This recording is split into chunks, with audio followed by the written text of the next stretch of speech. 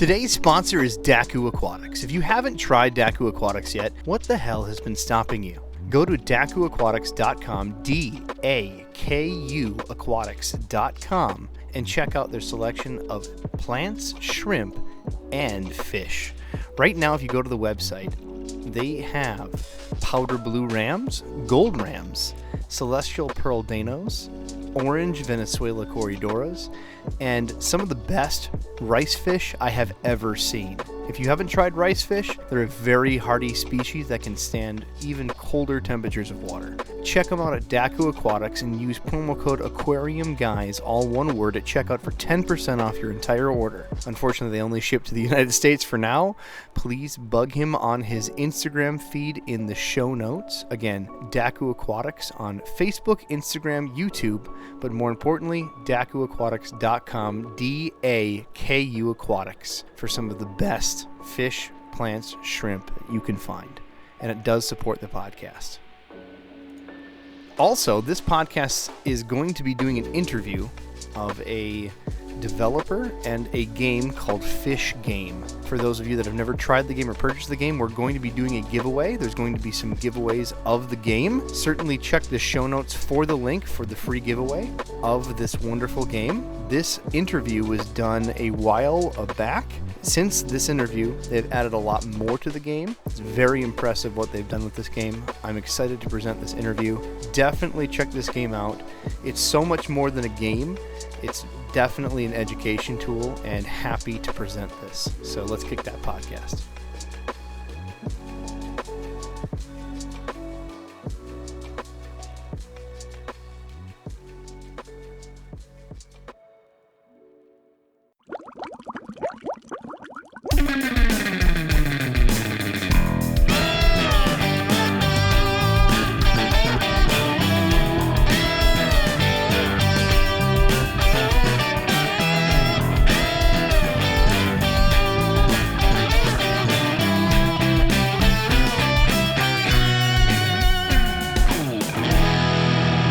Welcome to the Aquarium Guys podcast. Hello all. I am alone in Studio B. Adam and Jimmy are both gone, I believe, on vacation. We're just going to make up, if they weren't on vacation, that they are now. Honestly, I think Jimmy wasn't going to show up anyway because he's in Florida, and that cyber hack happened with the Microsoft stuff, so he's probably a week from coming home anyway. So rest in peace, Jimmy. But I do have, of course, Dalton in our editor here to help back me up as my temporary co-host. Hi, Dalton. Hello. Otherwise known as Big Daddy for those that are listening at home. So today, we'll just get right into our topic. We have a special guest, Gord, from Fish Game. It is a popular game on Steam that you can buy right now. It is a fantastic game that I've spent quite a bit of time playing and going over myself. Gord, it's a pleasure having you on. Thanks for having me on, guys. Now, Gord, before we get too far, what is your role in the company? So I am the studio director of a company called A Shell in the Pit, and we're a contracting studio. We mainly do like sound design and music for video games, and it's also like my solo music name, that's how it started. And then I just never rebranded, and I wound up with a company on my hands. And then we actually branched out into game development, specifically to develop pretty much only Fish Game, because it's just a thing I always wanted to happen, and no one else was making it. So you make it sound like you're one of the crew, but I feel like you wear many hats. You're the owner of the company. It's your idea for Fish Game. Give us the details of where this idea came from. Yeah, it is my idea. It came from being a fish keeper in university, mostly. University and a little after university, I kept fish, mainly South African cichlids, other oddballs, and really loved it. And I felt like there wasn't a game out there that was doing it how I wanted to see it done, I think. And in a way that I think only fish keepers probably understand, in that the animals themselves are much more complex than we think. There are tank dynamics and personalities and almost politics inside the tank that felt right for a game to me. And when I wasn't able to keep fish for a long time after I moved out of my wife and I moved to South Korea for a year and a half, and then we came back and we were living in the city, and things were just busy, and the living space was small, and time was limited, so we weren't able to keep fish. And I was like, I really miss that. Surely somebody has made a simulator for this, and no one really had, not in the way that scratched the itch. I can confirm. I've been waiting for I want to say use the word simulator, but if you look at games like Goat Simulator, they have kind of bastardized the word simulator for some sort of sandboxy game. But I've been looking for some way that I can take my hobby and put it digitally, maybe even just for ideas' sake, or to not be able to spend money on something that I want to try before I buy. And there just hasn't been anything. You know, there's what was it, the game that I grew up with that found the most fun doing that has absolutely no relevance in fish keeping was the Fish Tycoon. Oh, was there a tycoon game? It was 2D. It was supposed to be like a fish store tycoon. You were crossing different guppies and different fish. None of them had conventional names. They would literally take the clip art and then just mash like one tail and paste it onto another fish. Nothing was relevant. Nothing actually made sense. There was no water changes. It was just something silly and Flash game-esque. But that was... Yeah, I'm having images flash through my mind. No pun intended. Right. So when I found this game, I was immediately locked in, had to buy it, give it a test, and I got to admit, I'm quite impressed. If those that haven't tried it yet, we'll have links in the description. Check it out. It is on Steam. We'll get into detail, but when we start the podcast, generally we don't talk about software and video games. I'm an IT professional by trade, so I'm going to try to divert my questions less nerdy on purpose, but we always ask people where they got into fish keeping as the starter question. So you said you got into it in college. Was that the start, or was that where it really blossomed? Well, I've been into fish my whole life. Like growing up, was always fishing with my dad was like, or just fishing in general was my number one thing I wanted to be doing at all times. If I ever went camping and there was somewhere to fish, I would be there like from dawn till dusk. And then I think it was university, probably after a bad breakup or something, might have even been late high school. And I got a betta fish, kind of on a whim, betta fish in a bowl. I think it's a probably pretty common story for a lot of people. And we kind of wanted to see if it would recreate somewhat in the game too. So I got a betta fish. I got a goldfish, I believe, to live with the betta fish. I can't remember if it was in the bowl or not, or if I got a little 15-gallon or something. Then the goldfish killed the betta fish. I was angry at the goldfish, so I went and got a convict cichlid, and that did not kill the goldfish, didn't care about the goldfish, but then it grew, and then I wound up with a bigger tank, so I was like, well, I might as well put more stuff in the smaller tank. So, and you know, wound up with three aquariums in my bedroom. From what I recall, this was when I was still like at home living with my parents, so it must have been like first year university. Yeah, I had a 48-gallon cichlid tank. I had a 25-gallon red belly piranha tank, and then I had a 15-gallon that I think I was just putting like random stuff in. I remember catching like a pike minnow and putting that in that once. Nice. And disgusting fish, worst aquarium fish possible. Not a fan of the pike minnow, eh? No, for cleanliness of a tank, they take the hugest shits I've ever seen come out of an animal. Where again was this that you would find a pike minnow to put in there? Because I'm trying to like get an idea of what species you could have possibly grabbed. This would have been in northern BC, Canada. Gotcha. Out of a rock quarry. Those would be messy. There's lousy with pike minnow. Yeah, there's some Floridian species that are live bearers that are full on like extended teeth. They look like miniature crocodiles. And oh wow, some of those kids that'll go out, they'll capture some of these specimens, they'll put them in, and they'll just watch them rip fish apart.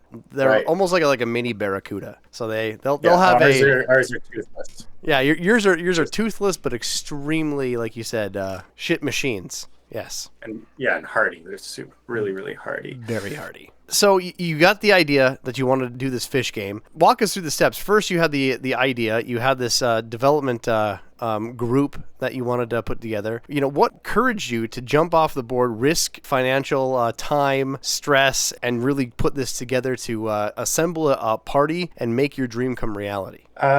So I think the first things I ever did were just trying to do some game designs in spreadsheets, because I actually don't know how to program. I write music. That's my thing. But I'm pretty good at spreadsheeting. So I had kind of a RPG going in spreadsheets. That was probably 10 years ago. Abandoned that for a while. But then the thought came back to me and I just threw it out there on Twitter. I was like, if somebody makes an actual, good fish keeping game that is paying attention to these certain things, or if somebody wants to make that, like I would throw money at it, because in looking for a game I wanted to play, I found it doesn't exist. And from a business perspective, I was like, well, that's a gap in the market then.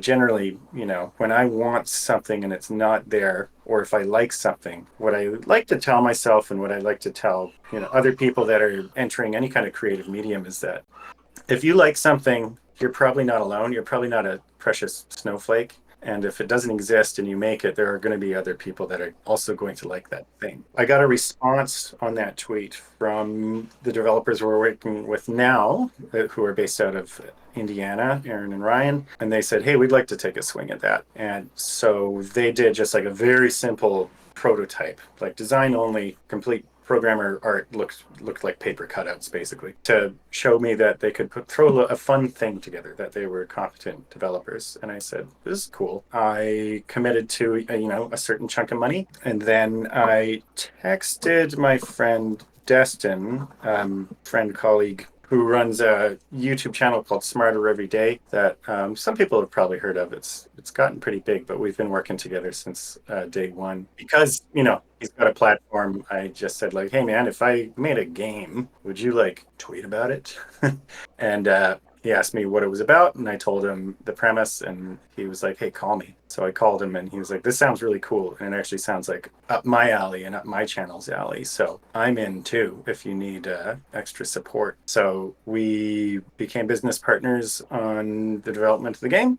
So we were able to put more money together, and so we could start building in Unreal and do it properly, like real properly. Nice. So most people think that you're like, well, let's just give this a try and find someone. They don't think that you get to put like an alpha together and try before you buy. But there even is at a point that you invest money in that amount of risk. So you at least have like, here's the concept at least. You pay for your models before you even build a car. In that rudimentary model, when you guys sat down, what was your MVP? And for those that don't know that project management term, it's a minimal viable product. For the very first prototype, it was quite minimal. I think we had fish that could school. Ironically, we had breeding in the first prototype, which we still don't have in the main one now because we want to actually do genetics and stuff. The fish in the prototype were just, multiplying.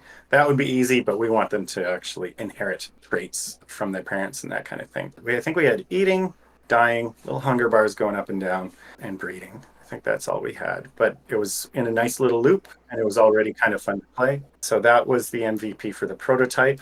As far as MVP for the main game, that is harder to nail down. We have more like design pillars for the main game. For a sim game, the MVP is what we released, I guess, in October, which was, again, lots of content, fairly robust behavior systems, like solid aquascaping and some chemistry. So enough for it to be fun, but not like full on deep everything in there yet. For sure. Yeah. So for those that have not tried the game, explain to them on a high level what the game is. So we can tell them it's fish, an aquarium simulator, but talk about these pillars. When you launched the game in October, I was not part of that launch. I have been in this now for, I'm going to go with a couple months, maybe a little further than that. I dove in it hardcore and I've been very impressed. Again, where we're at today is July 24th. Tell people the state of the game. What high level does this game do for users that are listening that may want to purchase this? Yeah, sure. Fish game, our goal, like our core design pillar that I just mentioned, is we want to recreate the feeling of fish keeping and what we feel is important about fish keeping, which means we've removed the economy, which I know, Robs, you actually own a fish store, so it might be a bit different for you, but most fish keepers are not wanting to worry about the money, right? I'm a founder, not the owner. No. Okay. That's someone else's responsibility. I just help. Yeah. So we didn't want an economy system. We didn't want people to have to grind to earn things to buy more fish. We still have like an XP system that somewhat functions like that. But one of the things we noticed with a lot of the other games is that it turns turned the fish into tradable commodities, which I think when you actually keep fish, that's not how they feel. They feel like, pets. We wanted it to be a pet simulator where you actually care about them and it feels like they get to know you a little bit. They grow, they have interactions with their tank mates. You have to balance compatibility with tank mates. So it was that recreation of the feeling. That's what we really wanted to latch onto. So as far as what you do, you start the game, you get a tank. I think you get 3 tanks to choose from in size. This is when you start. Then you hop over, you can shape your sand, you can change the color of the sand, and then you can start visiting these shops. And the way that you go shopping is you just grab the stuff and throw it into your inventory, which is like your backpack, rather than pay for it. And we're making that exciting by limiting what you can do at first, and also exciting, but also not too overwhelming, because if we just gave everybody everything all at once, A, people get bored fast, and B, they get, decision fatigue and paralysis. So it is this sort of drip feed of new stuff to keep the game interesting, and also to make sure people don't get overwhelmed by all the systems all at once. And some of those systems include sickness and health, food, the water chemistry. Water chemistry is there from the beginning. We've got like a camera system, so you can take really nice pictures of the fish in game. You can clean we've got siphon filters, we've got algae sponges, and these are all kind of unlockable so that you're not just freaking out about what to do at once. And then, of course, you can also unlock different tank sizes and eventually custom tank sizes. So we've got tanks from 1 gallon to over 3,000 gallons, which is fun from the game because we want it to be realistic, but we also want there to be a bit of fantasy. And like most people don't get to have a 3,000 gallon tank. No, not at all. And yeah, I could go on and on because there's lots, but and of course fish. Like that's the main thing that everyone's excited about. That's the main thing that everyone's requesting is just more fish. So we do unlock, like you start with easier fish and then you get into the more difficult fish, which might be because they're more sensitive or might be because they're more territorial or aggressive. Yeah, we're still adding fish. I think we've got 130 types of fish right now across over 60 species. And when you guys add fish in, it's not just like you would go to some other type of games that people have seen where they'll either have something vague, like they'll call it a tetra or a blue tetra. You actually are going off of real, not just common names, but actually adding scientific details. You're putting real fish species in this game, not just putting something vague, putting the detail and modeling these things to be exact. So when you have a neon tetra versus a cardinal tetra, you have those variations displayed. Most people, they just put they're a red-blue tetra in a video game and call it good, and they'll never touch any other tetra in the vast array of hundreds of different tetras. You guys have very detailed accuracy, which from a fish keeping standpoint, that immediately cuts me off of this is not an aquarium simulator in my mind. And I know I hate using that term I spoke of earlier, but I don't know if I have a better one other than this detachment that we have from real fish keeping to virtualized fish keeping. I was delighted when I went in there and I wasn't just given everything. I saw some people in a chat in your Discord, and we'll have a link to the description for your Discord as well if you want to ask questions directly to Gord, his team, or the community there, because the community answers questions live and you can actually play along with people there. So I got some of my questions answered just by the community members, but I was delighted to see that you just didn't pop in and immediately get all the fish and all the decorations and a blank slate. That it took time, build up experience, and you still have a chance of getting certain things that are more rare. It very felt gamified. Imagine if you put yourself in Pokemon and suddenly you had all 151 Pokemon available at your fingertips. Suddenly the game would not be fun anymore. So you have both the elements of the full simulator at your fingertips, where you can put things in your backpack, have an inventory, emulate your information. But on the other hand, you're going through, you're experimenting, you're putting fish together, you're seeing how they breed, you're getting your hands dirty, and you're literally feeling the gamification while keeping it true to fish keeping. So just my little moment of, applause as a fan of your product. If it weren't for the fact of keeping it honest, I would not even have you on the podcast, my friend. So thank you. Yeah, I appreciate it. There's a reason we called it, fish game instead of fish simulator. We wanted it to be a game first, a simulator second. But kind of still at the same time, I think we wound up making one of the deeper simulators because it's fun. It's still, we can gamify the simulation. So for those that aren't listening live, again, we're in Discord. You can find our link to our Discord in the description. Otherwise, go to aquariumguyspodcast.com. Bottom of the page, you'll find the link to our Discord. And that's where we do these podcasts live. Forgive the noise, but I'm actually going to launch this because I want to go over a couple different details on this to ask some questions on how the game works, specifically more of the details. But first off is, I was impressed because generally in these games, you'll see where you just feed them food. You'll have essentially maybe two types of food. You'll have a flake or a sinking pellet. This, you have carnivore, vegetarian flakes, tropical mixes. There's a lot of different options. How does that interact in the game? This is where I get nitty and gritty, audience, so forgive me. Yeah, all of our fish, like we did a ton of research. Like Erin and Ryan weren't super into fish when we started, but Erin is a incredible researcher. So she read through multiple huge books just on fish keeping because we wanted it to. Our main fear was to disappoint enthusiasts, because enthusiasts they're either going to be our biggest cheerleaders or our biggest detractors. And there's of course a certain depth of enthusiast who will never be able to satisfy. We just did a lot of research. So the more research we do, the more we find that kind of every piece of the puzzle is really important. So with the nutrition update that we released probably 4 months ago now, before we did just have one type of food, but we wanted to have omnivores, we wanted to have carnivores, we wanted to have herbivores, but also in certain degrees as well. So we've actually got a nutrition matrix that you can see if you hover over a fish species when you're in like the My Fish panel to tell you what they eat. And these are generally true to life. So it's part of the whole like playing but also teaching part of the game. So you can have the fish in the game and learn what they like to eat just by playing. I've actually seen some of the chat in your Discord go in there and learn details about, because generally what I'm seeing from our communities, we're aquarium people first, and then we find your game and share it in our aquarium community. But people find your game and then learn more about the aquarium, and that's what I just get so lit up about. So when people are in there, they learn that these species take certain foods, certain care, and then they go look it up to see, is that real? Is that validating? And they do, and they change their own habits because they have that fish at home. So yeah. That's just mind blows how much that one education piece alone can do just in the video game for your users. Yeah, that's been one of the interesting things because we're going to Aquashella next weekend, and we went to the last one, and so it is this sort of like breaking into a new community and professional community as well, where we're the only game there, and a lot of people are like, what's going on with this? And something that we were afraid of, and I heard murmurings of, but I think most people were not so bad about it, was that there is a bit of a fear among the professional community that we're trying to like replace fish keeping.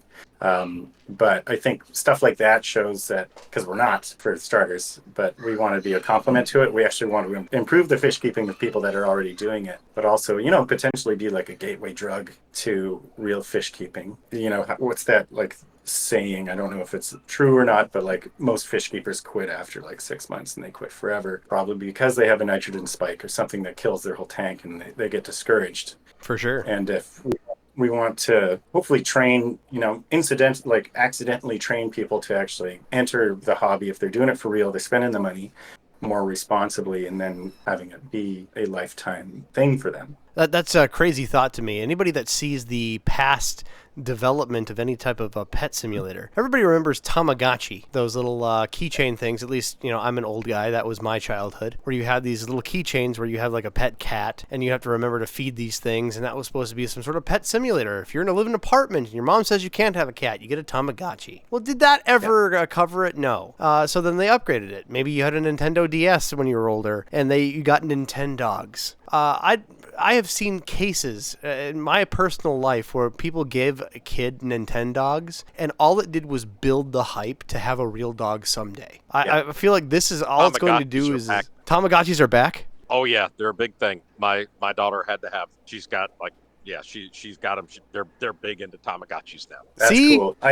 They were awesome. They were a great idea, and they were in our design document. Like one of our original elevator pitches was like, we want it to be 100 Tamagotchis in a tank. Yeah, Tamagotchi is what was fun. But again, like the Nintendogs thing, all it did was build hype to get a dog. It was talking about the dog. Yeah. When I do a dog, Mom, if I get to the certain level in Nintendogs, when can I get a real dog? So if there's ever a fish game element, to me, all it does is have me get that burning itch. We call it the new tank. We talk about new tank syndrome, where you aren't cycled, but we also talk about multi-tank syndrome here in the podcast, where you just even if you have 9 tanks, all you do is think about what I can do for the 10th. When can I get that 10th tank? And I tell you what, playing this game and sitting down for a few hours, especially going through some of the stores and randomizations of items, just inspire me to go and spend money on getting a more natural decor, finding a plant I found in the game, ordering that on Aquabid. It's not been good for me, but I do love it. That's really encouraging to hear.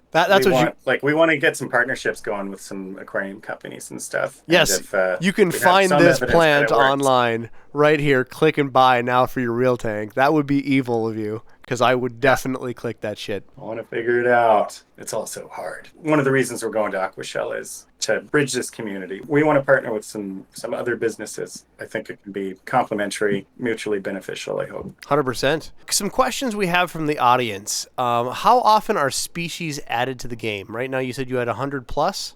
We have 130 types. It's a bit tricky. Sometimes it's just a different color. Sometimes it's a new model, new species. But sometimes you can add a new color to make it a new species. So we say we have 130 types of fish right now. And the frequency with which we add them, usually once every 2 months probably. We were doing it more frequently when it first came out. And we're also kind of just running out of money to afford adding fish forever, so we're going to be releasing more regular DLC packages. They'll be cheap. They'll be $3 $3 to $5. I actually got a direct message from one of the users here asking how much money they could donate to the cause to have a fish added to the system in the development steps. We have that in the works as well. We're gonna do a Patreon that will have voting tiers for influencing what the next DLC will be, and then a tier as well, so you just get the DLCs when they come out without having to pay more. And then there will be a tier where it's just add the fish you want, and it's not super cheap because we've got to pay our modeler for it, and then we have to spend the time to design the behavior and stuff. So I think it's $800, $1,000 or something.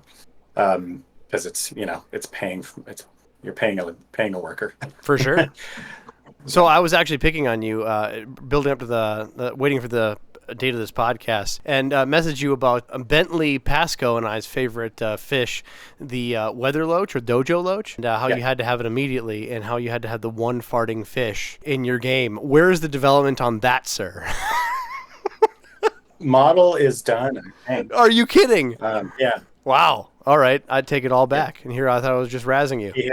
Behavior design is not done. That's okay. That's the difficult part, I'm assuming. It's not that difficult, really. It's a bunch of sliders. We spent a ton of time designing the system to design the behavior so that that's something that even I can do. There's no programming involved anymore. It's just we've got sliders for how fast they swim. We've got the whole animation system. So how much do they bend when they swim? And then, a whole list of behaviors, and I just have to turn them up or down. So I'm assuming farting has to be added, though. Farting would have to be added. Okay, good. Whether or not that's getting in, I'm not sure. We have bubbles, so it just needs bubbles. That's all it needs. All right. So next question. Oh, go ahead, Dalton. I do have a question. Can you make certain fish eat other fish that are larger than them and infinitely more value? Can you set that as a variable? Can I make a tiny fish be able to eat a larger fish? Yeah, Yeah, I mean, let's say catfish and an arowana. Obviously one of them is worth a lot more money and a prized fish, and the other one is like just garbage fish. Could you program something like that in there? We have fish can eat fish. Is like the short answer. And absolutely. Oh, is there a backstory here? There is. Oh no. There is. He's being a bit of a Oh dick. no. I had black arowana when they were just from South America that was legal, when they're just hitting the Yeah. trade, and it cost me a ton of money. And a shovel-nosed tiger catfish that I rescued. Ate it whole. So he's being a bit of a dick for this one. But Big no. old catfish mouths. But there is fish eating fish in the game, correct? Yeah. Okay. Thank you, Dalton, for that important question. Now, when you begin the game, does it start put you in a starter zone where more of the fish are more starter friendly, where people can learn a little easier? Yeah, when you start out, I think you only have access to 2 shops. You have what's the new name? Fish and Cheaps. We used to have something that was more possibly getting us sued, so we changed it. Fish and Cheaps, and Does it rhyme with some particular company? we can, yep, it does. And then we were like, I might want to get partnerships sometime, so maybe we'll Love it. maybe we'll change this. And I like the new name better anyway. It's smarter. But yeah, basically you start with access to like goldfish and betas. So, the same fish that people would usually start with. And then as you gain XP, which are like little coins you can upgrade the systems with, which aren't built on grinding. It's just every in-game day, which I think is about 15 minutes, you get another XP. You can unlock more stores, and that will start opening up more exotic fish, more aggressive fish, monster fish, that kind of thing. Nice. Can Rob's get a Steve achievement? Something ate by catfish?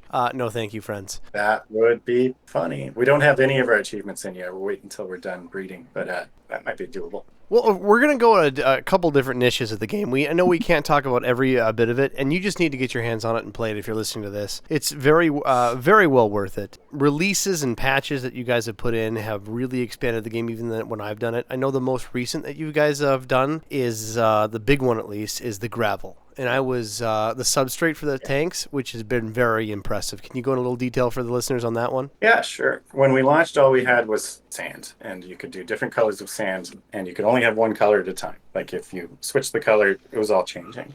What Ryan has set up now is that we've got sand, we've got gravel, we've got coated gravel, we've got glass beads, we've got soil.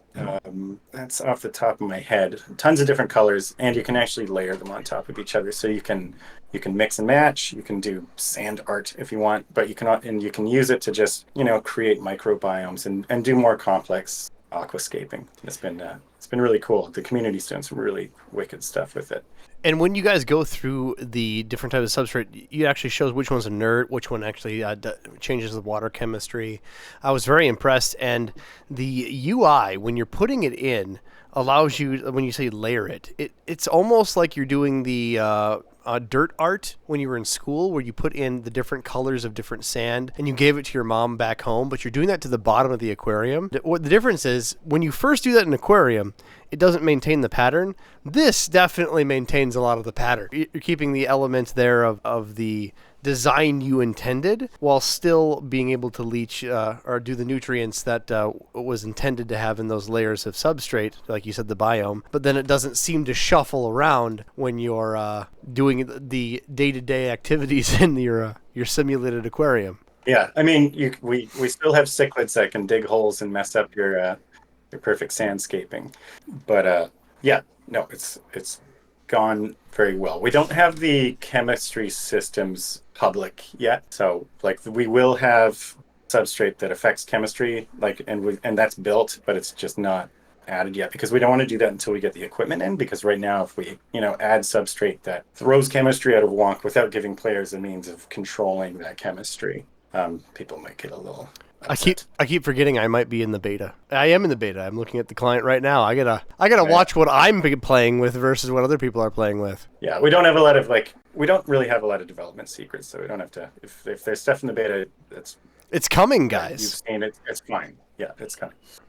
When your heater blows up, do you shock yourself in the game? No, I don't think you do, Fish Gump. The question above that, though, I thought was a good one. It said in old Sim Cities there could be disasters.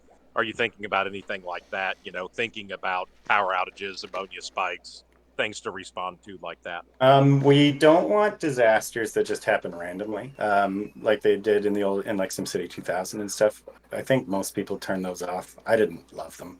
So disasters can happen, but we want them to be disasters that happen and it's your fault and you can find out why so that you can avoid it next time. So yes, we can have ammonia spikes. Yes, you can put the wrong fish in with the wrong fish and they can kill each other.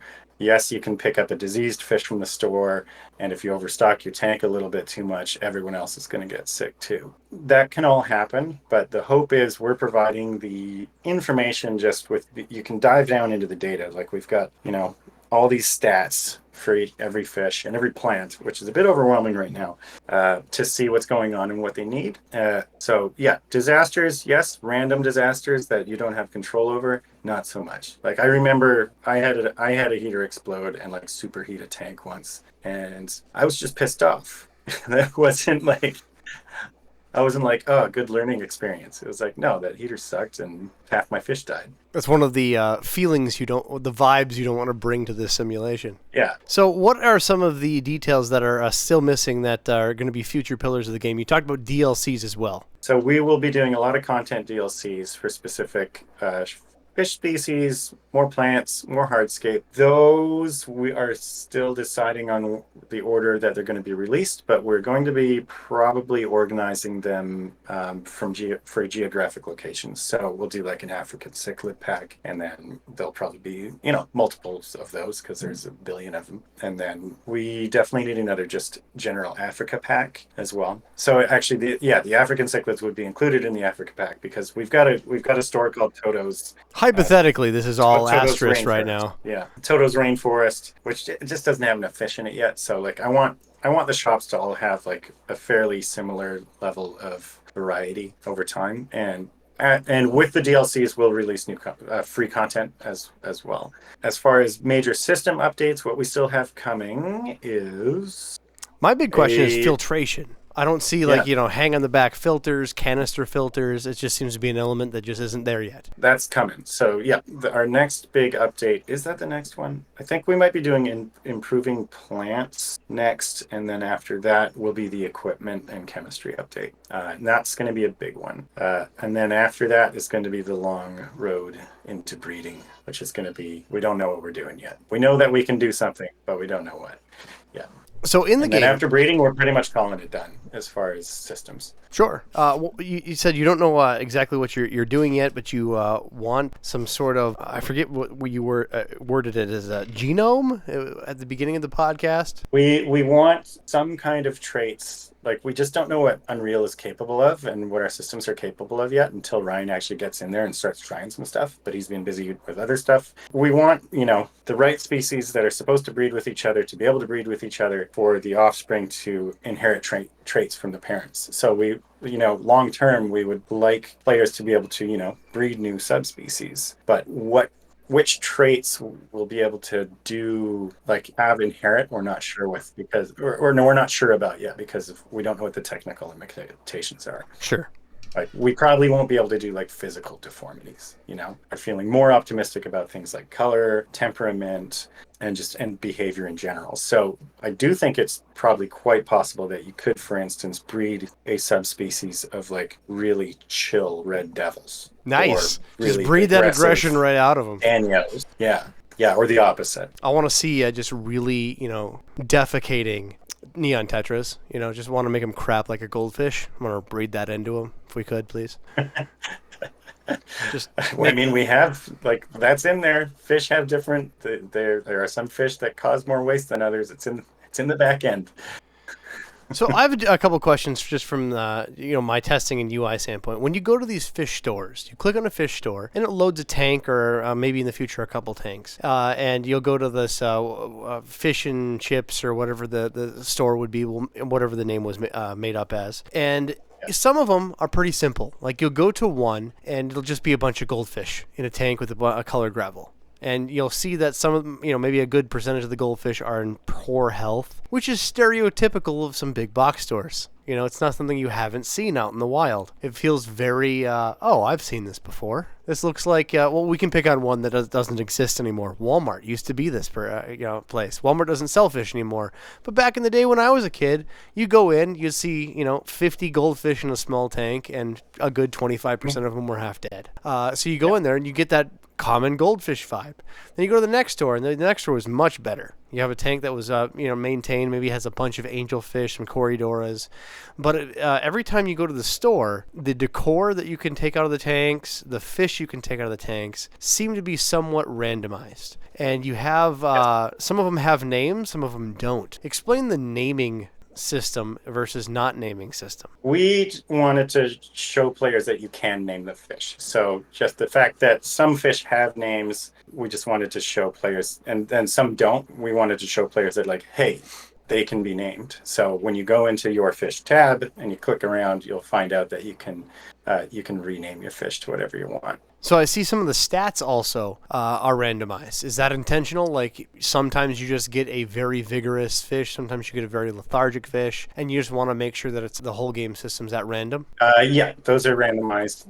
They'll be semi-randomized because some, I think some fish may. Oh no, I think the traits, any fish can have any trait. Well, but general behavior will be within a window that is reflective of the species. But those specific traits, if they're lethargic or if they're vigorous, or some of them are passive, some are uninterested, those are randomized, but they're also limited to a certain number. I love that comment, Dalton. I do like all this experimentation here without blowing my money and pissing my wife off in real life. Bingo. That right there should be the statement of the year on the bottom of your Steam tag for all the adults buying the game. I can set up my tanks, try things out without pissing my wife off. Boom. Send it, ship it.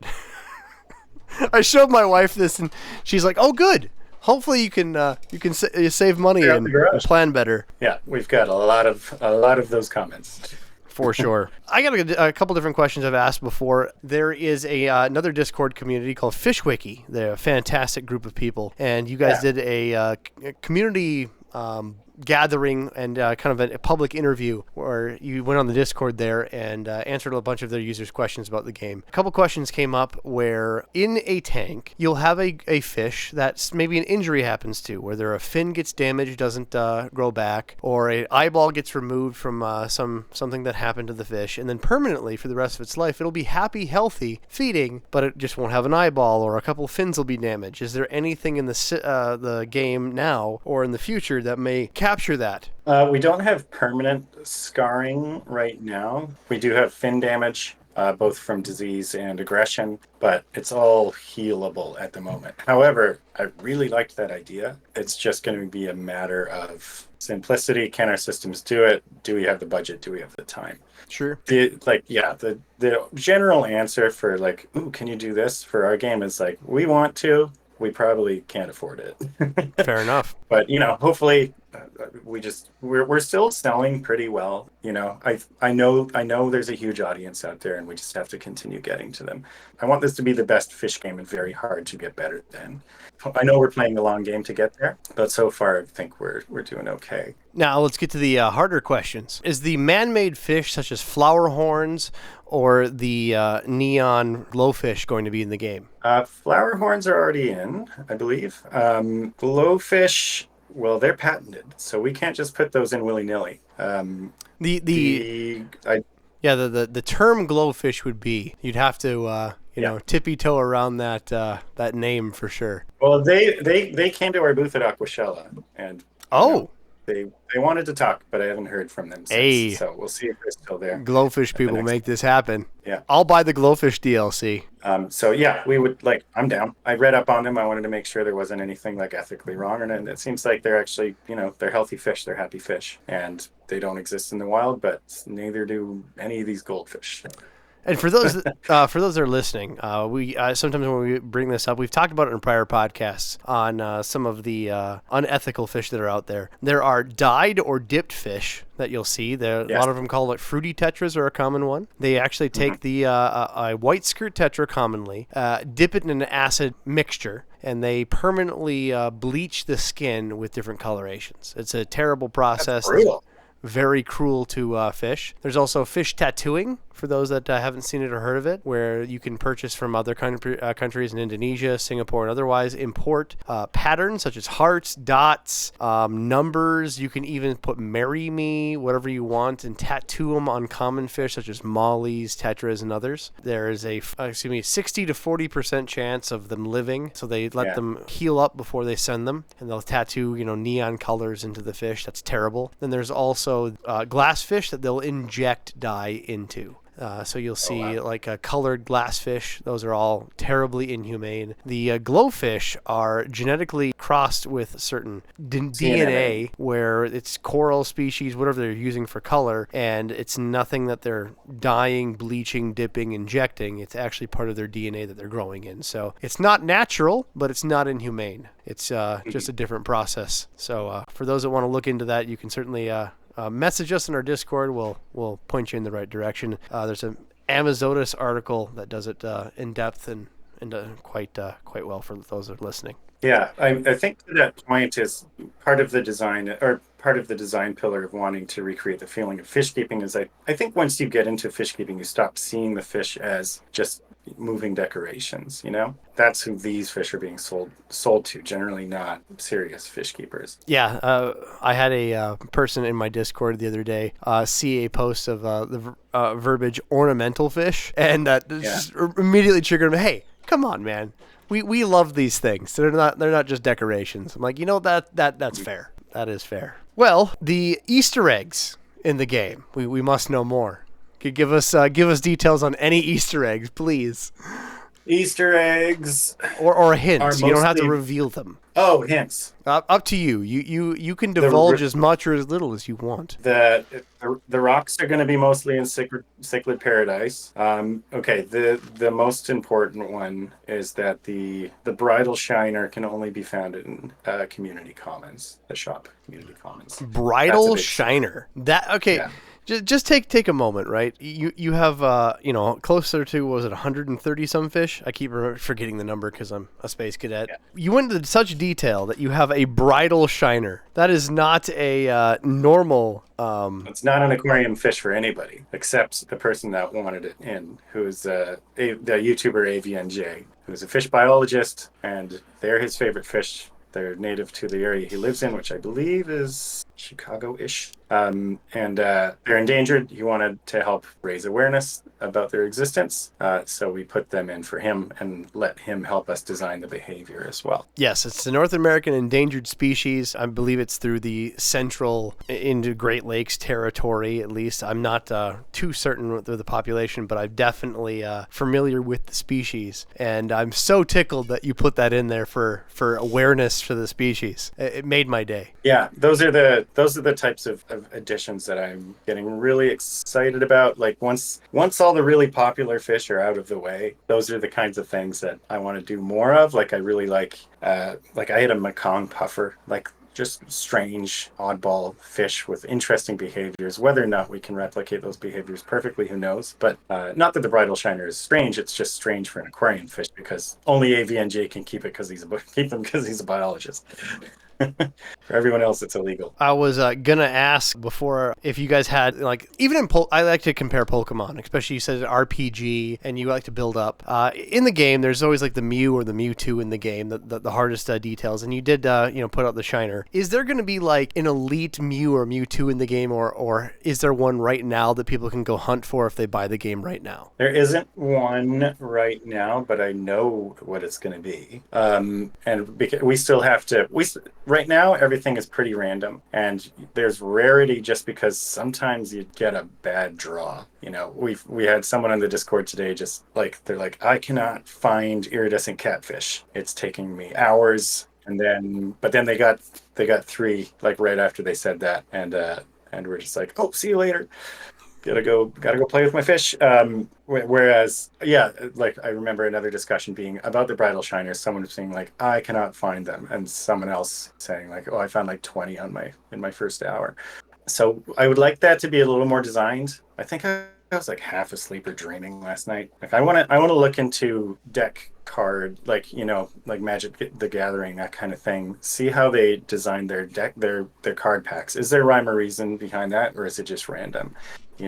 Oh, there And is then absolutely do a rhyme or little bit of- reason. I'm an absolute Yeah. diehard Magic the Gathering guy as well, and Yeah. I can tell you the chance ratings on a lot of sets for sure. Yeah, so I think designing the stores, maybe not as aggressive as like MTG would be, but designing the shops so that there is a little bit more hype around certain species. But then again, like choosing which species those are going to be. Well, you said you will knew be your difficult. Mewtwo. What's going to be the Mewtwo? I mean, probably the red arowana. The red arowana. Nice. Yeah. Have it just be that golden mythical species. I thought you were going to say something like a Death Valley pupfish or something. Well, it's got to feel expensive. That one's just impossible. That one's just pure impossible. Yeah, well, the Death Valley pupfish is like, that's not something people have a value associated with, whereas like a red arowana, they're like, oh, okay, I know that's worth $35,000. Oh yeah, for sure. Definitely a high dollar. So there. Okay, red arowana Mewtwo. Mew that you can't actually get in the game is the Death Valley pupfish. There you go. Yeah, there you go. Yeah, you got to show up to a conference, get a code, win a tournament, and then you might be able to get it, unlock it in the game. There you go. Yeah, I find that kind of scarcity really fun, and it makes up for not having an economy system, right? Like just having the creatures themselves be the interest in the scarcity. So if I'm a listener, I'm wanting to try the game, I get into the game, and I want to know how I can help participate to make the game better. Buy the game, refer my friends, buy the DLCs, join the community. Is there anything else that listeners can help with or do to make this game better? Is there a wiki that you guys need help building? Something? Yeah, we would like. Yeah, if somebody's a wiki master and wants to help build a wiki, that'd be great. The other things, which is maybe a little more serious, but we want to work with people in the retail fish space as well. Like we want to sell the game in stores. We want to put your hardware in our game. We want to put your breed of beta in our game. There's lots of stuff that we want to do to help get the word out about the game, but also hopefully make some money for some other people too. So if you're a aquarium professional of some kind, that would be cool, and it sounds like a good idea. Please drop me a line and we can talk. Like, I don't really have a business model for it yet. I've got some things roughed up, but we have to run some beta tests on how it can work as like a retail product, right? For sure. You speak multiple languages, we probably want to talk to you because we're going to be doing our localization soon, and we need people that know fish lingo in more than one language. That's really valuable to us. Man, we need all kinds of help. But mainly, play the game. Hope you like it. Go to fish.game for more information on the game. There's an about list and a development blog right on there. And of course, you can find it on Steam right in our link here in the podcast notes. Again, if you're a manufacturer, I know there's a lot of different people in the industry that listen to the podcast. Contact them outright, or you can message us here at the podcast. We will get you directly in touch with Gord. Gord, I appreciate it. Now, is there any glaring things that we have missed in our interview that we need to tell the audience? No. I think I missed biologists. We also like talking to biologists when we're putting new species in. Absolutely. You guys actually have quite a group, a community of different fish people on the Discord there helping out. But again, if you're that person that happens to work on a species, clearly they've already put a shiner in. They'd like to help participate in your research as well. Yeah, biologists. Oh, teachers. I forgot teachers. We want to get if you're a teacher and you're into fish and you have like an aquarium part of your curriculum and you think this could be valuable to your students, that's also something we'd like to talk about. But other than that, I think we're good. And maybe I'll just come back another time. It just hit me. Forgot anything super important. Dalton, how great would this be if this replaced the Oregon Trail? Remember that in our computer classes? I love the Oregon Trail. I got to chat to the guy that made it when we made our video for Smarter Every Day when we launched Fish Game. It was pretty cool. What were you saying before, Dalton? I cut you off. Oh, I was saying he was talking about people he'd like to contact him. I was just saying, investors with very large checkbooks, I'm sure, give him a call. Who give wouldn't? Us a I'll call, talk and to then give anybody. him a call. Absolutely. Well, Gord. Where's Tracy Morgan? Yeah, where's Tracy Morgan? You need Dwayne The Rock Johnson. He's actually a secret fish nerd. That's who you need on your side. Oh, who knew? My wife has worked with him. I wish I'd known. Hey, that's a guy you need to get in touch with. Call your wife immediately after this podcast. Well, guys, again, check the link in the show notes. On Steam, Fish Game. Right now, it's $25. I believe there's probably a Steam sale. This podcast will be going live a little bit down the road, but so I don't know the price then when you get this, but maybe there'll be a DLC by then. Snipe that one for sure. Thank you, Gord. Thanks, guys. A lot of fun. Dalton, any last updates for the listeners? No, I actually bought and downloaded the game while we were doing this, and I thought, I'll put it off to the side here and I'll set a little tank up, and I kind of got my ass kicked. I didn't have my plants rooted right. I'm looking into it. I'm like, man, I got to think about this. I can't do that and listen to what's going on here. So I was really impressed in the 3 minutes I had it open. Really cool stuff. Until next time, listeners. Thanks, guys, for listening to the podcast. Please go to your favorite place where podcasts are found, whether it be Spotify, iTunes, Stitcher, wherever they can be found. Like, subscribe, and make sure you get push notifications directly to your phone so you don't miss great content like this. That's in there. Fish have different. There are some fish that cause more waste than others. It's in the back end. No, for cleanliness of a tank, they take the hugest shits. I'm assuming farting has to be added, though. Farting would have to be added. Okay, good. Fish can eat fish. Is like the short answer. And absolutely. Oh, is there a backstory here? There is. Oh, no. There is. He's being a bit of a dick. No.